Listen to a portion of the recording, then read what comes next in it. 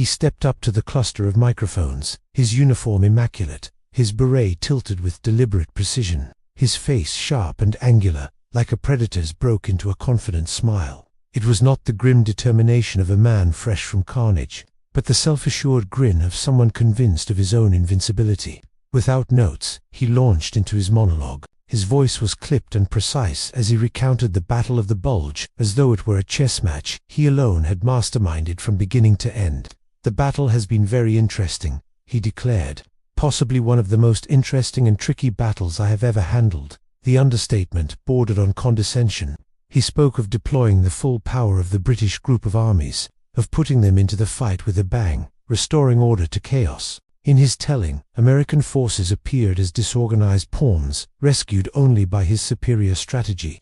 He barely acknowledged the desperate stand at Bastogne or the brutal advance of Patton's Third Army, instead framing the entire ordeal as a testament to his own brilliance. The reporters scribbled furiously, sensing a scoop. 300 meters away, at Supreme Allied Headquarters, General Dwight D. Eisenhower stood gripping a transcript of the speech. His knuckles whitened. The affable calm he was known for cracked under a surge of icy rage. This moment had not emerged in isolation.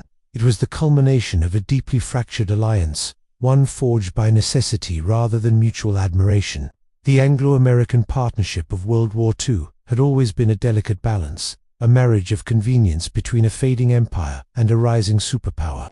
On one side stood Eisenhower Ike, the Kansas farm boy turned supreme commander. His strength was not flashy tactics, but coalition leadership. He was the ultimate diplomat in drab uniform, skilled at herding generals whose egos stretched as wide as the fronts they commanded. Ike believed in unity, in shared credit, in victory as a collective achievement. He soothed British pride while harnessing American industrial might, navigating international politics as carefully as any battlefield. Opposite him stood Bernard Montgomery, victor of El Alamein, a tactical wizard whose brilliance was matched only by his unyielding narcissism.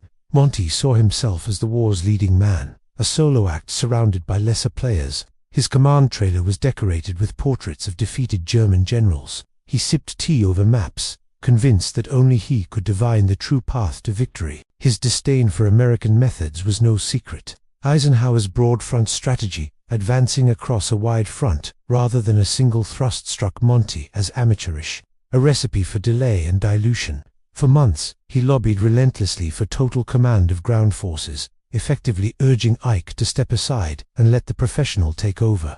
These demands echoed through cables sent to London and Washington, straining the alliance to its limits. The roots of the rivalry stretched back to North Africa, where Montgomery's victory over Rommel at El Alamein in 1942 earned him a knighthood and national adoration. But even then, his abrasive personality alienated allies. He clashed with American commanders over logistics, tactics, and tempo, dismissing their enthusiasm as naïve. By the Normandy invasion in June 1944, tensions had intensified. Montgomery commanded the initial ground forces, but his slow progress around Cannes drew sharp criticism from across the Atlantic. Eisenhower, now supreme commander, found himself constantly mediating, defending Monty to skeptical American generals while urging the British to temper his arrogance. Churchill, ever the guardian of British prestige, intervened repeatedly.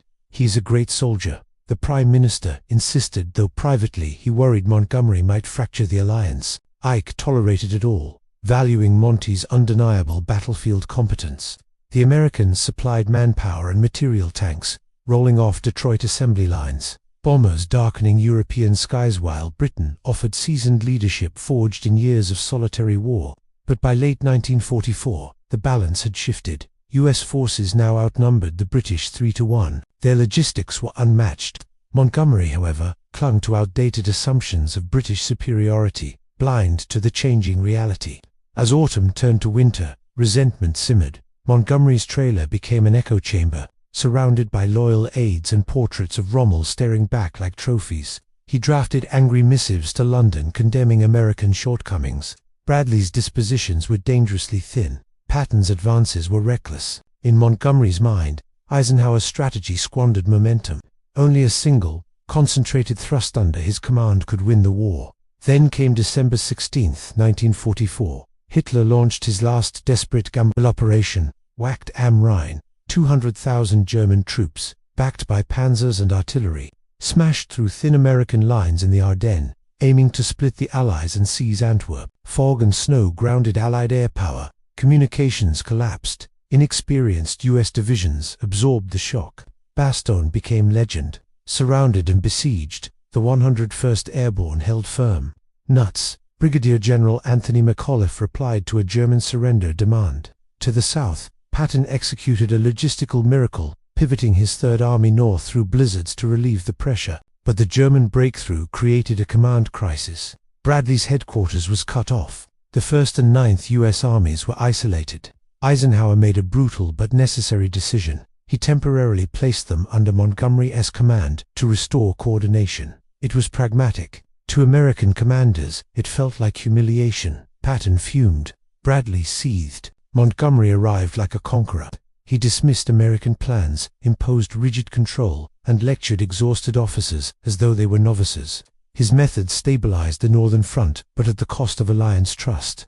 Then came January 7th. At his press conference, Montgomery claimed the victory as his own. He implied the crisis had only been resolved once he took charge. American sacrifices went unmentioned. The British press celebrated. The American command exploded in outrage. Eisenhower had enough. Behind closed doors, he issued an ultimatum. It is him or me. Montgomery folded. A contrite letter followed, humble, submissive, unprecedented. The crisis passed publicly, but privately the balance of power had shifted forever.